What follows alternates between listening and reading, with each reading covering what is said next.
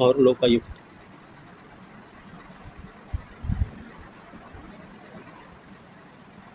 लोकपाल और लोकायुक्त। ठीक है। इसके बारे में अगर देखेंगे, पहली चीज़ तो ये याद रखना चाहिए कि लोकतंत्र की सफलता और आर्थिक सामाजिक विकास की प्राप्ति नागरिकों की शिकायतों के त्वरित निवारण पर निर्भर करती है। मतलब लोकतंत्र कितना सफल है, वहाँ पर आर्थिक सामाजिक विकास कितना किस हद तक प्राप्त हो चुका है, वो नागरिकों की शिकायत के त्वरित निवारण पर ही निर्भर करता है। ठीक है, हमें इतना इसके बारे में पता होना चाहिए। ठीक है। दुनिया के सिर्फ भारत ही ऐसा नहीं है जहाँ पर ये संस्थाएं काम कर रही हैं। दुनिया के अलग अलग देश हैं जो इन्हीं शिकायतों के निवारण के लिए अलग अलग संस्थागत युक्तियों का सृजन किया। इसी में आप नाम सुनेंगे कहीं पर ओम्बुड्समैन, ओम्बुड्स सॉरी बुड्समैन प्रणाली, कहीं पर प्रशासनिक न्याय प्रणाली, प्रशासनिक न्याय प्रणाली, कहीं पर सुनेंगे प्रोक्यूरेटर प्रणाली, रेटर प्रणाली। ठीक है। अब सवाल ये है कि दुनिया में नागरिक शिकायतों के निवारण के लिए सबसे पुरानी संस्था कौन सी है? तो ओम्बुड्समैन का नाम है, अभी लिए है ना, ओम बुड्समैन। ये क्या है? तो नागरिक शिकायतों के निवारण के लिए विश्व की सबसे पुरानी लोकतांत्रिक संस्था है ये याद रखना है। दूसरी चीज याद रखना चाहिए, ये स्कैंडिनेवियन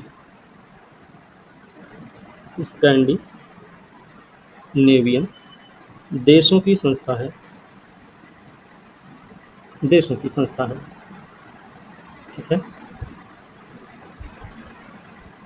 एक नाम है डोनाल्ड सी रॉबर्ट, वो बताते हैं कि यह नागरिकों की अन्यायपूर्ण प्रशासनिक कार्रवाइयों के खिलाफ परिवादों को दूर करने के लिए विलक्षण रूप से उपयुक्त संस्था है। ठीक है। पहली बार इसका गठन हुआ, पहली बार गठन हुआ कब? 1809 में। ओम्बुड्स एक स्वीडिश शब्द है, स्वीडिश। ठीक है। एक ऐसे व्यक्ति की ओर इंगित करता है जो कि किसी अन्य व्यक्ति के प्रतिनिधि या प्रवक्ता के रूप में काम करता है। ओम्बुड्स का मतलब क्या है? ओम्बुड्स पहली चीज़ तो स्वीडिश शब्द है। दूसरी चीज़, एक ऐसे व्यक्ति के बारे में बात करता है, एक ऐसे व्यक्ति की ओर इशारा करता है जो किसी अन्य व्यक्ति के प्रतिनिधि या प्रवक्ता के रूप में काम करता है। मतलब एक ऐसा पदाधिकारी जो विधायिका द्वारा प्रशासनिक और न्यायिक कार्रवाई के खिलाफ परिवादों के निवारण के लिए नियुक्त किया जाता है। ठीक है। स्कैंडिनेवियन हमने देशों की बात की, इसमें हम एक बात करेंगे स्वीडन का। स्वीडन का ओम्बुड्समैन, स्वीडन का ओम्बुड्समैन हमने आपको नोट्स में पहले भी करवा रखा है। ठीक है। कैसे काम करता है? किन किन मामलों में नागरिकों की शिकायतों पर कार्रवाई करता है? आप लिख सकते हैं कार्रवाई करता है, करता कैसे करता है? तो एक तो आप याद रखें कि प्रशासनिक प्रशासनिक स्वनिर्णय का दुरुपयोग। कहने का मतलब है कि सरकार द्वारा प्रदत्त शक्तियां और प्राधिकार जो हैं उनका दुरुपयोग होने पर ये कार्रवाई करता है। दूसरा, कुशासन, कुशासन के मामले में भी कार्रवाई करता है। कुशासन मतलब क्या है? आप लिख सकते हैं लक्ष्यों को प्राप्त करने में अक्षमता, इस मामले में भी कार्रवाई करता है। और किस मामले में? प्रशासनिक भ्रष्टाचार के मामले में भी प्रशासनिक भ्रष्टाचार के मामले में भी कार्रवाई करता है। कहने का मतलब है काम करने के लिए इसकी मांग करना। प्रशासनिक भ्रष्टाचार होता है काम करने के लिए मांग करना। फिर भाई भतीजावाद जैसे मामलों में, भाई भतीजावाद के मामले पर भी कार्रवाई करता है। स्वीडन का ओम्बुड्समैन है, वो अपनी उनकी कार्रवाई के बारे में बात हो रही है। भाई भतीजावाद का मतलब है अपने सगे संबंधियों को रोजगार प्राप्ति में सहायता प्रदान करना। ठीक है। फिर अशिष्ट आचरण पर, अशिष्ट आचरण पर भी कार्रवाई करता है। ओके, एक सेकंड रुकिएगा। हाँ भाई, हेलो हेलो, हाँ जी आ गए। अरे अभी 15-20 मिनट में आइए ना। हाँ क्लास हो रही है। हाँ हाँ वहीं पे आइएगा, 15-20 मिनट आइए। ठीक, ठीक है। तो अशिष्ट आचरण के मामले पर भी कार्रवाई करते हैं। अशिष्ट आचरण क्या है? अपशब्द का प्रयोग है ना, कई प्रकार के दुर्व्यवहार होते हैं। कभी आप सुनेंगे मार के निकालो साले, है ना ऐसे। एक एसपी साहब थे मेरे ख्याल से, अपने यूपी की कहानी थी। चुनाव का समय था तो जो विधायक जी थे, विधायक जी मतलब सीधे साधे विधायक थे। वो वाले विधायक नहीं कि नाच गाने का भी मजा लेंगे, शराब मदिरा का भी सेवन करेंगे, वैसे नहीं थे। वो सीधे साधे थे बेचारे। यूपी की कहीं कहानी थी। वोटिंग हो रही थी, उस दौरान वो उस मतदान केंद्र के परिसर में खाली चले गए। ठीक है, ऐसे एसपी साहब उनको गाली वाली दे दिए थे, माँ बहन। उसके बाद उनका जो हाल हुआ एसपी साहब का, मेरे ख्याल से वो दोबारा बरी भी नहीं हुए हैं। उनकी नौकरी वोकरी खत्म हो गई। ठीक है। उनको जो सेवाएं दी गई थी तत्काल रूप से उनको प्रभावित कर दिया गया। सारी सेवाएं छीन ली गई उनकी। उनको तत्काल घर पे बैठा दिया गया कि भैया आप जाओ। ठीक है, बात समझे। तो अशिष्ट आचरण। अब ये जो स्वीडन का ओम्बुड्समैन है, इसकी नियुक्ति जब बात करेंगे ना, इसकी नियुक्ति होती है 4 साल के लिए। 4 साल के लिए इसकी नियुक्ति होती है। और किसके द्वारा? संसद द्वारा। संसद द्वारा नियुक्ति भी होती है और हटाया भी जाता है संसद के द्वारा। दोनों काम संसद ही करती है। इसके लिए जाहिर सी बात है, जब संसद ही माई बाप है, जो भी काम होगा, जो भी प्रगति होगी, जो भी कमी होगी, जांच पड़ताल में जो भी चीज़ें सामने आएंगी, उस सब का खाका संसद के सामने ही प्रस्तुत किया जाएगा। निधि,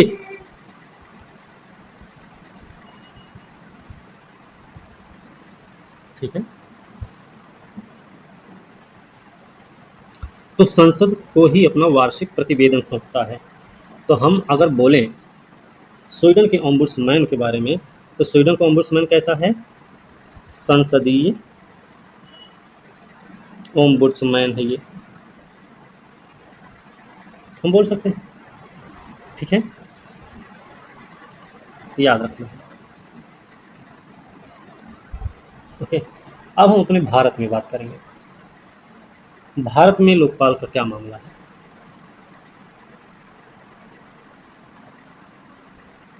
अच्छा एक काम करें, इसके हम स्वीडन ओम्बुड्समैन संस्था की विशेषता भी लिख सकते हैं। ठीक है, इस संस्था की विशेषता भी लिखो।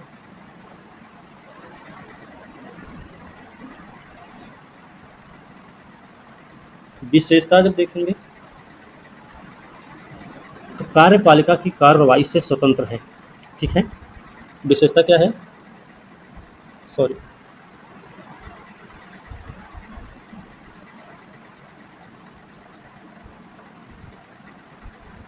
कार्यपालिका की कार्रवाई से स्वतंत्र है। ठीक है, दूसरा क्या है? शिकायतों का निष्पक्ष और वस्तुनिष्ठ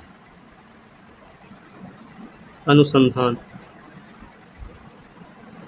ठीक है, अनुसंधान, स्वतः अनुसंधान करने की शक्ति। शक्ति, प्रशासन की समस्त संचिकाओं तक निर्बाध पहुंच। ठीक है। कार्यपालिका के खिलाफ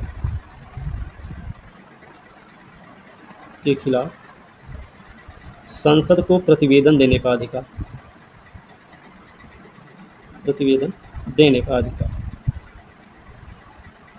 ये कुछ इसकी विशेषताएं हैं। ठीक है। चलिए, ये तो इतनी चीजें होंगी इसके बारे में। बाकी जो दूसरे स्कैंडिनेवियन देश हैं, स्कैंडिनेवियन जो बार बार बोल रहे हैं, उसमें आप फिनलैंड, डेनमार्क, नॉर्वे, 3 देशों के बारे में आपको पता होना चाहिए। ठीक है। ये स्वीडन से ही ओम्बुड्समैन संस्था फिनलैंड में 1919 में पहुंची, डेनमार्क में पहुंची 1955 में, नॉर्वे में पहुंची 1962 में। न्यूजीलैंड पहला राष्ट्रकुल देश रहा है जिसने 1962 में ओम्बुड्समैन प्रणाली को पार्लियामेंट्री कमिश्नर फॉर इन्वेस्टिगेशन के रूप में अपनाया था। क्या नाम है? कौन सा देश है? न्यूजीलैंड। न्यूजीलैंड क्या है इसके बारे में कि पहला राष्ट्रकुल देश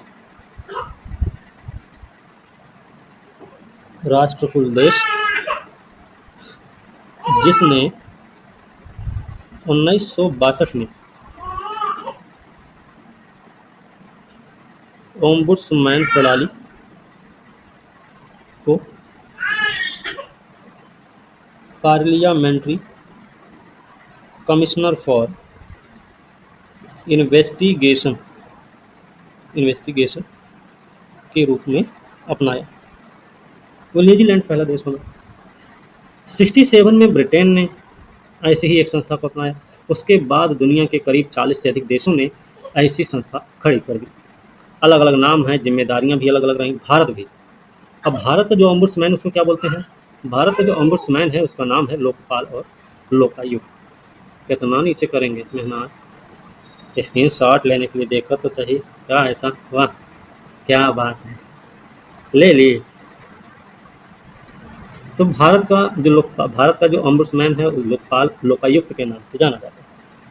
ठीक है। एक तो ये चीज़ पता होना चाहिए। दूसरी चीज़ हमें ये ध्यान रखना होगा, ये जो व्यवस्था भारत में लाई गई तो किसकी सिफारिश पर लाई गई। ठीक है।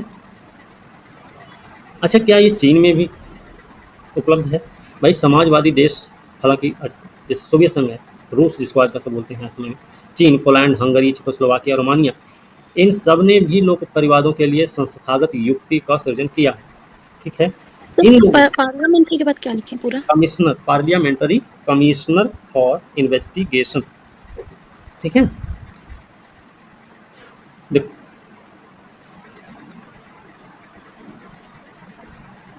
प्रोक्यूरेटर सिस्टम किसने किसने अपनाया है?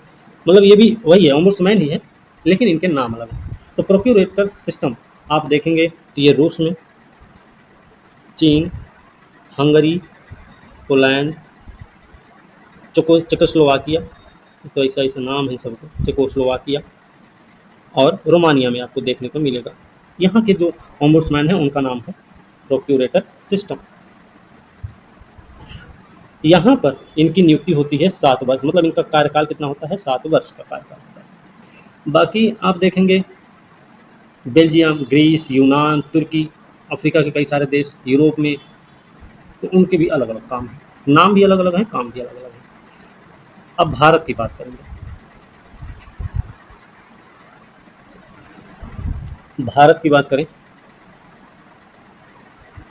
वैसे भारत में भ्रष्टाचार पर नियंत्रण रखने और नागरिकों के शिकायतों के लिए वैधानिक और संस्थागत ढांचे कई सारे हैं।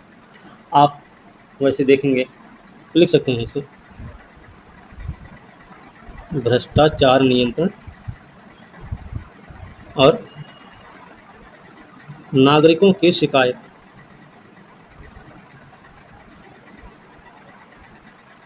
के निवारण के लिए संस्थाएं। तो लोक सेवक जांच अधिनियम,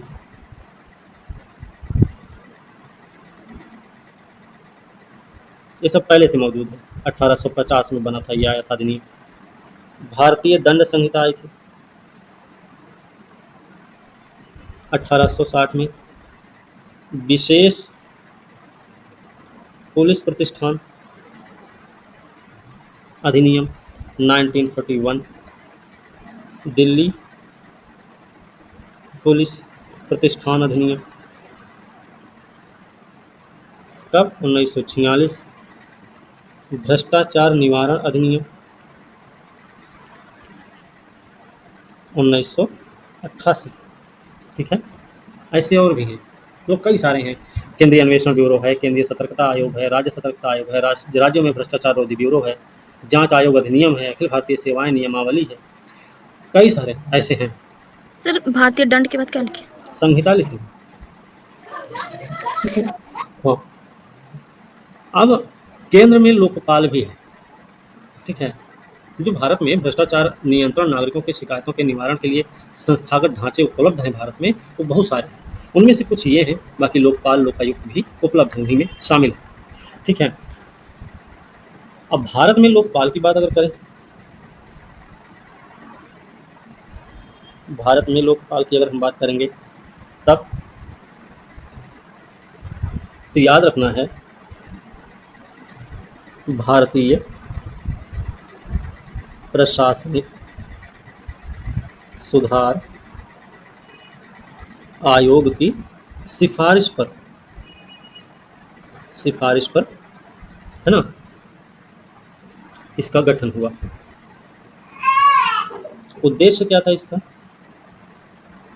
उद्देश्य वही, नागरिकों की समस्याओं का समाधान, नागरिकों की समस्याओं का समाधान। ठीक है, याद रखना। स्थापना अगर देखो, इसकी स्थापना जो हुई है ना भारत में, वो किसके आधार पर हुई है? हमने पहले ही पढ़ा है, स्कैंडिनेवियन देश में ओम्बुड्समैन था। तो स्कैंडिनेवियन देशों के इंस्टीट्यूट ऑफ ओम्बुड्समैन और न्यूजीलैंड का पार्लियामेंट्री कमीशन ऑफ इन्वेस्टिगेशन के तर्ज पर आधारित है। आप ये चीज़ लिख भी सकते हैं। ठीक है, इंस्टीट्यूट ऑफ ओम्बुड्समैन, ओम्बुड्समैन कहाँ? स्कैंडिनेवियन देश, नेवियन। और दूसरा क्या है? पार्लियामेंट्री कमिश्नर फॉर इन्वेस्टिगेशन, ये कहाँ का है? न्यूजीलैंड। अभी बताएं कि तर्ज पर आधारित है, जो भारत का लोकपाल है। ठीक है, अब ये लोकपाल करता क्या है?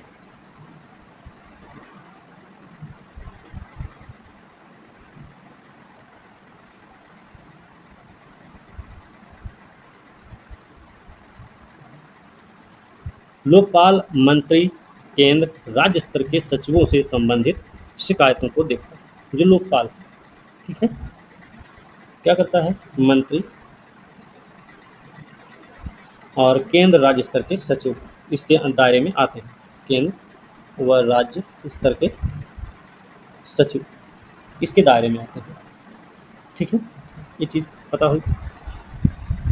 एक चीज़ और याद रखनी चाहिए, इसको लाने के लिए भारत में बहुत सारे प्रयास हुए, कई सारे विधेयक आए, संसद में पेश किए गए। शुरुआत होती है 1968 से ही। 1968 में इंदिरा गांधी की सरकार रही, उनके द्वारा पेश हुआ। अप्रैल 1971 में फिर से इन्हीं द्वारा पेश किया गया। फिर से 1977 का समय आया, मोरारजी देसाई की सरकार बनी, जनता पार्टी की सरकार बनी, उसके नेतृत्व में फिर से चर्चा में आया। फिर राजीव गांधी के नेतृत्व में सरकार बनी, 85 में फिर से चर्चा हुई। वीपी सिंह के नेतृत्व में राष्ट्रीय मोर्चा सरकार बनी, तब चर्चा में आया 1989 में। 86 में भी देवगौड़ा की सरकार। 1998 अटल जी की सरकार थी, साझा सरकार थी, उस समय भी ये चर्चा में आया, मतलब संसद में आया। अब हमें एक चीज़ ये ध्यान रखना है, इतनी सारी बात, इतना सारा बात ये लाया गया है, तो हुआ क्या? तो पहला जो 4 विधेयक है, पहला 4 विधेयक का मतलब है कि मई 1968 71 77 और 85 इन चारों के बारे में बताया जाता है कि लोकसभा विघटित होने के कारण। और पांचवा जो आया था, पांचवा कौन सा है, दिसंबर 1989 में, जो बीपी सिंह सरकार के द्वारा लाया गया था। पांचवा विधेयक सरकार द्वारा वापस लेने, और छठा तथा सातवां विधेयक भी, छठा और सातवां विधेयक लोकसभा 11वीं 12वीं लोकसभा के विघटित होने के कारण निरस्त हो गया। मतलब 7 प्रयास तो वैसे रहे जो लोकसभा विघटित होने के कारण या तो निरस्त हुए हैं या फिर सरकार खुद वापस ले ली है। आठवां विधेयक जो 13वीं लोकसभा चल रही थी उसमें 2001 में आठवां विधेयक है, तो 2004 में 13वीं लोकसभा के विघटन के कारण समाप्त हुआ, निरस्त हो गया। मतलब है कि 2004 में अटल जी की सरकार बदली थी, है ना, सरकार बनी थी, यूपीए की सरकार बनी थी, उस समय बदल गया। फिर 9वां बिल आता है जब 2011 में डॉक्टर मनमोहन सिंह के नेतृत्व में यूपीए 2 का कार्यकाल होता है, तो ये सरकार ने वापस ले लिया। बचा खुचा जो दिसंबर 2011 में आया 10वां बिल, ठीक है। तो ये जितने भी बिल लाए गए उनके ये परिणाम निकले कि सारे निरस्त हुए। निरस्त होने के कारण क्या रहे, या तो सरकार बदल गई, है ना, या बोले तो लोकसभा का विघटन हुआ, या यूं बोले कि सरकार ने खुद वापस ले लिया। ठीक है, ये हमें ध्यान रखना है। चलिए, ये हो गया। वैसे इसमें अगर पढ़ेंगे तो बहुत सारी चीज़ें हमको पढ़नी पड़ेगी। ठीक है, अब देखिए लोकायुक्त। लोकायुक्त क्या है? लोकायुक्त जो है वो केंद्र में भी है, एक होता है केंद्र में, बाकी राज्यों में भी, एक एक राज्यों में भी है। प्रत्येक राज्य में विशेष उच्चाधिकारियों के विरुद्ध शिकायत देखता है लोकायुक्त। विशेष उच्च अधिकारियों के विरुद्ध शिकायत देखता है ये। ठीक है, ये तो ठीक है, इतना सारा मामला। अब सवाल ये है कि सबसे पहले लोकायुक्त का गठन कहाँ हुआ? ये थोड़ा सा पॉइंट लिखने लायक है, एग्जाम में पूछा भी जाता है। सबसे पहले लोकायुक्त का गठन कहाँ हुआ? सबसे पहले तो 1971 में हुआ, और दूसरी बात महाराष्ट्र में हुआ, महाराष्ट्र। लेकिन लेकिन सबसे पहले अधिनियम कहाँ पारित हुआ और कब पारित हुआ? तो 1970 में पारित हुआ, ओडिशा में पारित हुआ। ठीक है, तो पारित होने वाली बात जब होगी तो सबसे पहले ओडिशा में पारित हुआ था। गठन की बात होगी, सबसे पहले गठन महाराष्ट्र में हुआ था। ठीक है, हो सकता है 1971 में ही लोकायुक्त अधिनियम महाराष्ट्र में पारित हुआ हो और उसके तत्काल बाद ही इसका गठन भी हो गया हो। भले ही 70 में ही यह अधिनियम उड़ीसा में पारित हो गया था, लेकिन उड़ीसा में गठन कब हुआ है? गठन हुआ है 1983 में। मतलब इसके गठन को 13 साल लग गए। 2013 तक की स्थिति ऐसी रही है कि करीब 21 राज्य और एक संघ शासित प्रदेश में लोकायुक्त संस्था की स्थापना हुई। ठीक है, ये हमें ध्यान रखना है। क्या अपने बिहार में भी है? तो भैया बिहार में भी है ये। बिहार में कब आया ये? बिहार में आया 1974 में। यूपी में वहीं देखेंगे, उत्तर प्रदेश में कब आया था? तो 1975 में, मतलब बिहार के 1 साल बाद आया। ठीक है, और वहीं अगर हम उत्तराखंड की बात करें, उत्तराखंड में कब आया होगा ये? तो उत्तराखंड में भाई आया था 2002 में। सन 2000 में इसका गठन ही हुआ, तो उससे पहले तो आना मुश्किल है। ठीक है, फिर बात करें हम झारखंड में, तो झारखंड में कभी लागू हुआ है? तो झारखंड में लागू हुआ 2001 में। ठीक है, क्या छत्तीसगढ़ में भी लागू है? हाँ, छत्तीसगढ़ में भी लागू है। छत्तीसगढ़ में भी आया 2002 में। ठीक है, 2002 में। मध्य प्रदेश में कब आया था? ये भी लगे हाथ याद रखें। मध्य प्रदेश में आप देखेंगे तो ये 1981 में ही आ गया, लागू हो गठन हो गया। ठीक है, ये सारी चीज़ें हमें याद रखना। ठीक है, इनकी नियुक्ति कौन करता है? अगर हम इनके नियुक्ति संबंधी बात करेंगे, संबंधित राज्य के राज्यपाल, राज्य के राज्यपाल द्वारा नियुक्ति होती है, लोकपाल और लोकायुक्तों की। ठीक है, बात सिर्फ इतनी होती है कि राज्यपाल को उच्च न्यायालय के मुख्य न्यायाधीश और राज्य विधानसभा के विपक्ष के नेता से परामर्श अनिवार्य है। मतलब जरूरी है कि अगर राज्यपाल इनकी नियुक्ति करते हैं तो उन्हें राज्य के उच्च न्यायालय के मुख्य न्यायाधीश और राज्य विधानसभा के विपक्ष के नेता से भैया सलाह मशवरा करना ही पड़ेगा, बात तभी बनेगी। ठीक है, अब इन सब के लिए क्या है, कोई विशिष्ट योग्यता का मामला नहीं है। कहीं पर न्यायिक योग्यता रखने वाला व्यक्ति होता है तो कहीं पर कोई भी हो वो लोकायुक्त बना दिया जाएगा। ठीक है,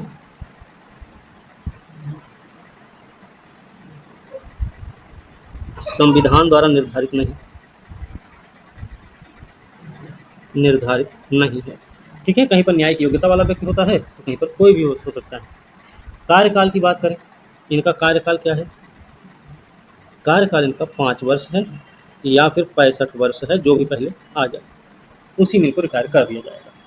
ठीक है, और एक चीज़ और याद रखना, पुनर्नियुक्ति का पात्र नहीं होता है, पुनर्नियुक्ति का पात्र नहीं होता है। ठीक है, एक चीज़ और याद रख सकते हैं, सभी राज्यों में इनके कार्यक्षेत्र में समानता नहीं है। ठीक है, मतलब हर एक राज्य में ऐसा नहीं है कि हर एक राज्य में एक जैसा ही काम मिलेगा लोकायुक्त को। हो सकता है बिहार में शराबबंदी है तो शराब कौन उसकी स्मगलिंग कर रहा है वो कम पकड़ा दिया जाए। यूपी में शराब लीगल है भैया, पीना ही है ना, जगह जगह ठेका खुला हुआ है। यूपी को छोड़ो, एमपी में तो हर गांव में ठेका खुल रहा है। अब वहाँ पे क्या हो जाएगा, हो सकता है लोकायुक्त को ये भी काम दे दें, भैया देखो कौन कौन ज़्यादा शराब पी रहा है, कौन कौन कम पी रहा है, अब जो कम पी रहा है उसको और पिलाओ। हो सकता है ये वाला काम दे देंगे। मतलब काम में कोई समानता नहीं है इनको, ये भी याद रखना है, नोट रखना है। हो सकता है पेपर में पूछ लिया जाए भाई, तो आपको पता होना चाहिए। ठीक है ना, तो इतनी सारी चीज़ें हैं इसके बारे में। और कुप्रशासन से संबंधित मामलों की जांच करता है। ठीक है, ये भी याद रखना। जांच का मामला है तो अलग अलग राज्यों में अलग अलग तरीके का है, कार्य क्षेत्र का मामला है तो अलग अलग राज्यों में अलग अलग तरीके का है, योग्यता का मामला है तो अलग अलग राज्यों में अलग अलग तरीके की योग्यता भी निर्धारित है। तो जाहिर सी बात है इन सारी चीज़ों के बारे में संविधान मौन है लोकायुक्त को लेकर। बात समझ आई? तो याद रखना, पेपर में इस बात की गलती तो बिल्कुल नहीं होनी चाहिए कि ये सारी चीज़ें तो संविधान में निर्धारित कर दी गई, ये तो मामला बिगड़ जाएगा। फिर तो तुम लोग निर्धारित कर दोगे और संविधान बाद में माथा पीट के रोएगा, अरे कैसे हो गया इससे जी, हम तो कुछ करवे नहीं किए थे, तो ये लोग कैसे बता रहा है। तो थोड़ा देखिए तो क्या हो रहा है, चल क्या रहा है भाई सबके मन में, बस समझे। तो ये चीज़ें हमें याद रखनी है। फिलहाल आज के लिए बस इतना ही है, और बाकी मिलते हैं रात में, रात वाले